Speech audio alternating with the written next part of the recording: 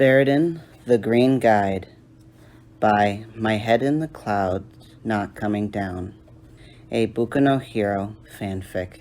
Chapter 3, Burning. Izuku's everything hurt. How far had he ended up running last night? It couldn't have been more than a few miles, right? He'd come across 2 more muggings after that first one, so he had run to pick up a hero, then he had run back to the crime. Okay, so maybe he'd run quite a bit, but still, he shouldn't be this sure, should he? Izuku, you're going to be late for school. Izuku groaned and forced himself out of bed. He must be even more out of shape than he thought. He'd definitely have to change that if he wanted to keep outrunning heroes. Izuku smiled as he got dressed. He saved people last night. After giving his mom a quick kiss on the cheek, Izuku was out the door and on his way to school. He had to walk carefully to avoid limping, but he'd had more than enough practice with hiding injuries that hiding sore muscles wasn't nearly as difficult as he'd been afraid it would be. Hopefully, Kachen wouldn't want to use Izuku as quick practice before class. With how sore he was, he might not be able to run away fast enough. Izuku frowned. Would he be able to go out tonight? He needed to be pretty fast to outrun heroes. So, if he was too sore, he might get caught. But it had been so satisfying? Izuku didn't know if it was the rush he liked or if it was as simple as saving people. But either way, he didn't want to get too late to get back out there. Stretching helped with soreness, didn't it? He'd have to start stretching every night before he left so he didn't hurt himself. Maybe he should look up warm-ups too. Izuku was so distracted planning his new nightly routine that he didn't see one of Kachen's lackeys sticking out his foot to trip him until he was already falling. He hit the ground hard, and the contents of his backpack scattered all over the hall. The other students simply pretended not to see as they trampled his notes, and Izuku felt his eyes start to water. Look, guys! Doku's clumsy and a crybaby. Izuku tried to blink back the tears as he scrambled over the floor, trying to pick up his papers before they were ripped beyond repair. There was a pair of teachers chatting a little further down the hall, but they didn't so much as glance at Izuku even when he cried out as one of the meaner students stepped on his fingers. Oh, sorry, Doku. Didn't see you there. The kid's smile gave away his insincerity. Not that Izuku had expected an actual apology anyways. He finished shoveling everything back into his bag and stood to get to class, trying to avoid everyone's eyes as he wiped away the tears. He's such a useless weakling. Why does he even exist? Izuku kept his head down and did his best to ignore the whispers as he walked into the classroom and made his way to his seat. Kachen was still refusing to look at him, which Izuku understood. Kachen hadn't asked for Izuku to run in to save him, so he must still be mad about that. Izuku should probably apologize, shouldn't he? But knowing Kachen, that might make the whole thing worse. He should just leave it alone for now, right? If things got worse, he would apologize. But until then, maybe Kachen would just forget about it or chalk the whole thing up to Doku being an idiot. Though, it was strange that Kachen hadn't said a single word to him since he stopped him on the street after the sludge villain attack. Normally, if the other classmates tried to do something, Kachen would come along and do it better to prove that he was still the best. So since everyone had decided to be crueler to Izuku, well, he just thought it would make a lot of sense for Kachen to use this situation to assert his dominance. So why wasn't he? Izuku quickly silenced what he was mentally calling his vigilante alarm and rolled out of bed. His soreness had gradually decreased throughout the day, but it hadn't completely gone away, so he had probably have to pace himself tonight. Still in his pajamas, Izuku leaned over to touch his toes and grimaced as his legs protested against the stretch. He moved one foot back so that he could stretch his calf out better. He spent an hour that afternoon just looking up different types of stretches, specifically stretches that were good for people who did a lot of running. He'd never actually realized how important flexibility was to physical activity. He spent the next half hour just running through the stretches he'd researched until he was at least marginally less sore and stiff, then got dressed in his vigilante outfit just like he had the night before. This time, however, he grabbed a small green notebook that he had bought on the way home and stuffed it and a few pens into his back pocket before heading out. He'd have to figure out how to notate the moves that the heroes used if he wanted to study them later, since there wouldn't be a time to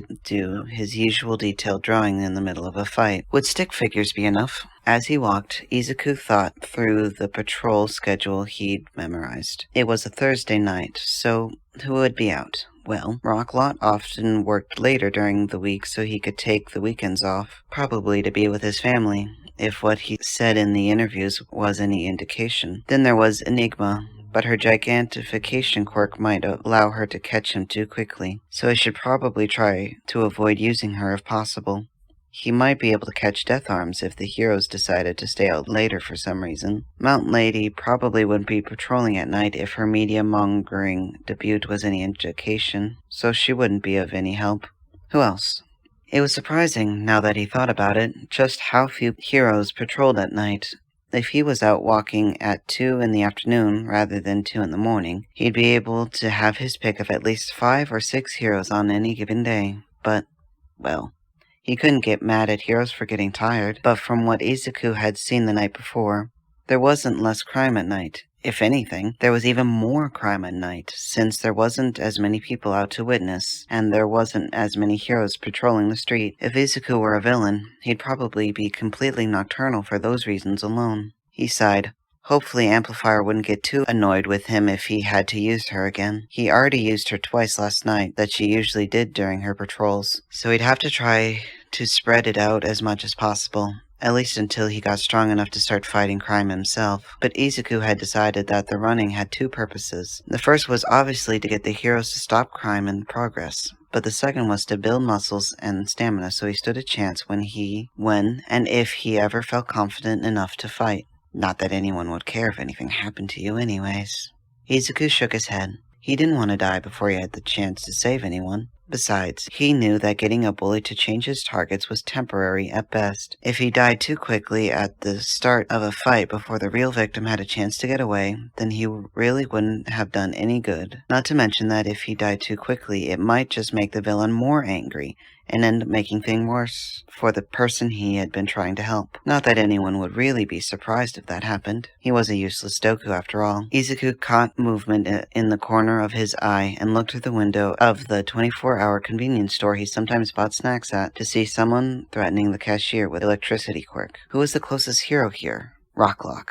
Izuku ignored the burning in his legs and took off, running as fast as he could. So how's the wife? Amplifier asked, getting ready to pop. Rocklock shook his head.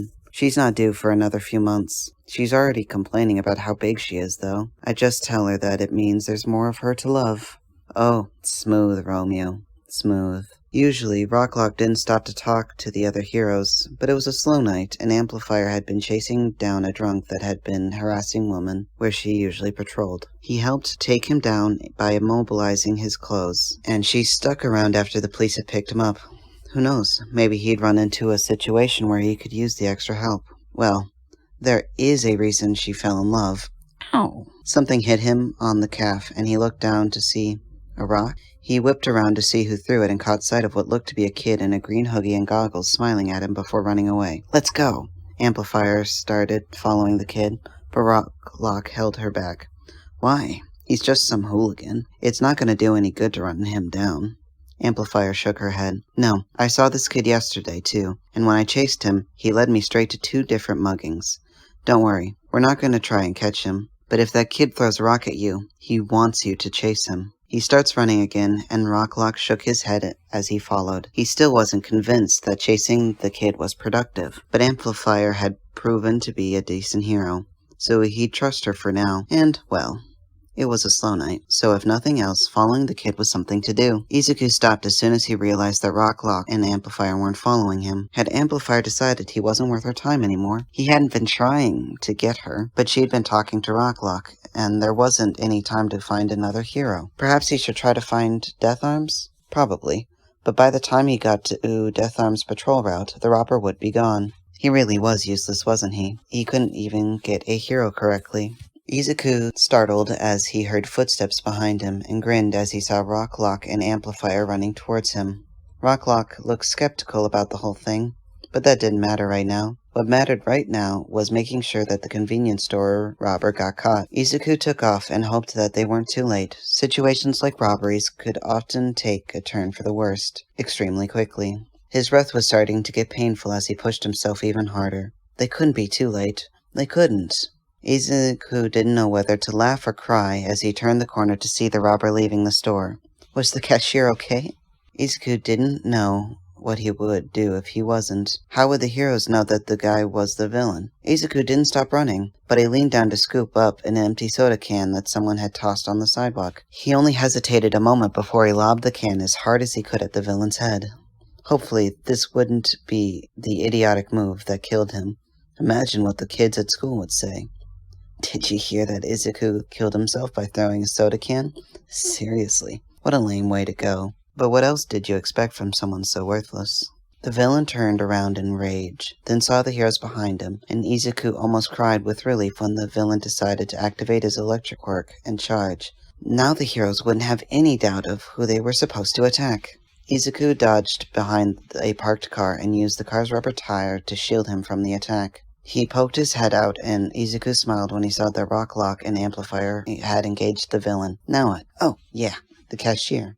Izuku flung open the door and ran to the counter. The guy wasn't standing at the counter like he should be. So where was he? Had he gone to a back room to recover from the stress, or was he... Help! The voice was soft and laced with pain, but a dead person couldn't talk, so that means the cashier was alive. Izuku nearly panicked when he ran around the corner and saw the man lying on the ground, electrical burns covering most of his face and arms. Izuku was familiar with burns, and these looked like they hurt.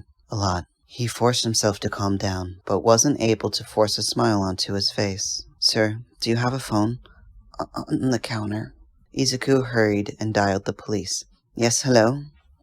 There's a guy here with electrical burns. At least, 2nd or 3rd degree.